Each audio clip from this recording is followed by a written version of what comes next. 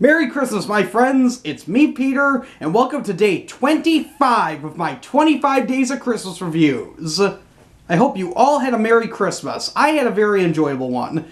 Got some gifts from my parents, got to go out to eat, and I did some volunteer work today. So, all in all, I had a pretty good day.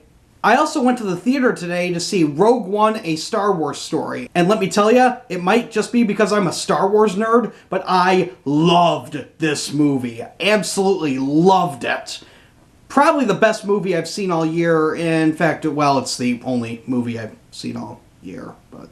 Anywho, at least it's the only movie I've seen this year in the theater, because, as you've noticed, over the past 24 days, I've been reviewing a different Christmas movie every single day, or TV special, because some of them have been TV specials too. And today, Christmas Day, instead of reviewing a Christmas movie, I've decided to go back over the past 24 days and count down the best movies I've seen. But not just the best, the top 10 best movies I've reviewed during 25 Days of Christmas Reviews 2016. You may recall that I did this last year as well, and, I had a lot of fun doing it, so I've decided to do it again. Since I've already reviewed all these movies, these are just going to be quick recaps of the movies, what I liked about them, what I didn't like about them, and so on and so forth. But enough of my yapping. Here is my top 10 movies I've reviewed this holiday season. Number 10, The Small One.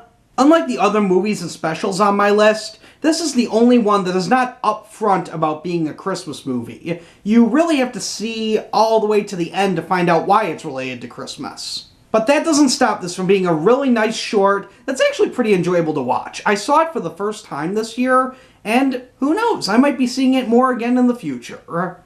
Number 9, Krampus. As I look back on this movie, I think I was a little too harsh in my review of it. I've since gone back and looked at other critics' reviews of this, and I don't think I should have taken it as seriously as I did. It was clearly meant to be kind of a goofy horror comedy of sorts around the holiday season. And admittedly, yeah, I probably was a bit too harsh on it. This was a very fun movie to watch. The ways the characters made themselves to be totally unlikable was quite entertaining, as was Krampus and all of his minions. With the exception of one of them, none of them were computer generated. They were all actual physical entities, which I thoroughly enjoyed. Number 8, Scrooged. A parody of Charles Dickens' classic A Christmas Carol, Scrooged is basically a modern-day telling of the story. And for what it's worth, I think they did a pretty good job of it. Obviously, you can see the parallels between the Christmas Carol and the modern-day story, with a few interesting exceptions. There's a few characters I can't really tell who they're supposed to correlate to, if they're supposed to correlate to anyone, but it's still very entertaining to watch.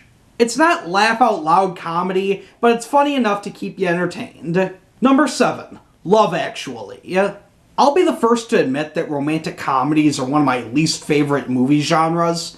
Having said that, Love Actually was one I could get into. It was fairly realistic, it told lots of different stories, and quite frankly, not everybody got a happy ending, which I kind of liked about that, because the stereotypical romantic comedy is they all have a happy ending. I don't know that I'd ever watch Love Actually again, but as I said in my review, if it's on TV and there's nothing else on, I'll watch it. Number 6, Silent Night, Deadly Night. Yeah, I know, I'm sure you're all shocked that I put this on the list, and quite frankly, I'm shocked that I actually found myself enjoying this movie. But with the over-the-top deaths, as well as the actual serious look at someone who's undergone psychological trauma, I found myself being highly entertained by this movie. And in my opinion, it's one of these rare horror movies that actually has a plot to it, and a somewhat believable plot, up to a point at least. Number 5, Santa Claus is Coming to Town. I'm pretty open about my dislike of the Rankin Bass specials. Most of them are clearly geared towards children and don't have a lot for adults. And the same is true for Santa Claus is Coming to Town. Having said that, I did enjoy watching it. It was entertaining, it was pretty harmless, and yeah, I actually did laugh out loud at a couple points. And eventually, when I do have children of my own, you can bet that this is one of the Christmas movies I'll be introducing to them. Number 4, The Snowman.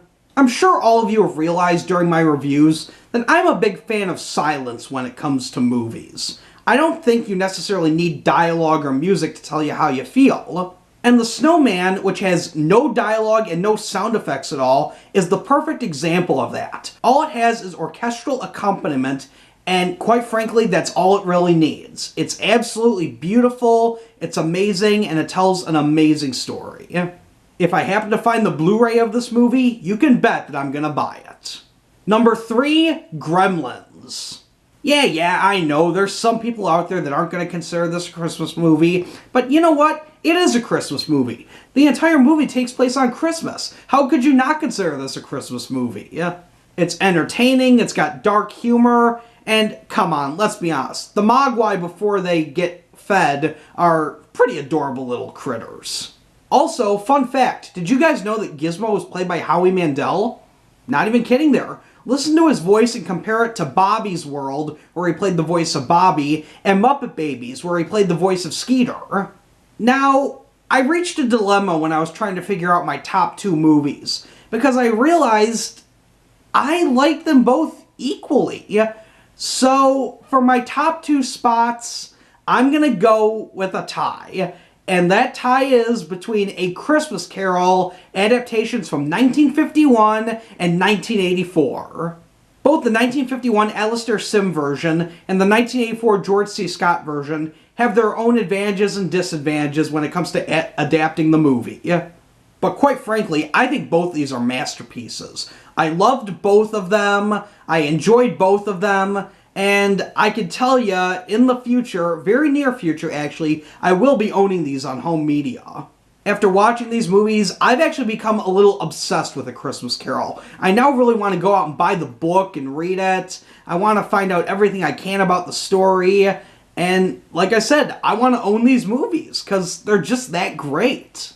Even if you haven't read A Christmas Carol, I highly recommend checking out these 2 movies, because they are both amazing movies that tell a great adaptation of one of the world's greatest literary classics. And that's exactly why they are tied for my number 1 favorite Christmas movie I've reviewed this season. And with that comes the conclusion of 25 Days of Christmas Reviews. Thanks for sticking with me for all 25 days, my friends. If you enjoyed these reviews, be sure to give this video a thumbs up.